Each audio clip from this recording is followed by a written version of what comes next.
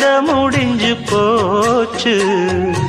ஈசான மூலையில லேசான பள்ளி சத்தம் மாமன் பேர சொல்லி பேசுது.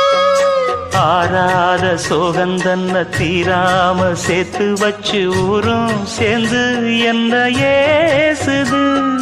மாமா மாமா சொன்னதானே எண்ணி நானும் நாளும் தவித்தேனே.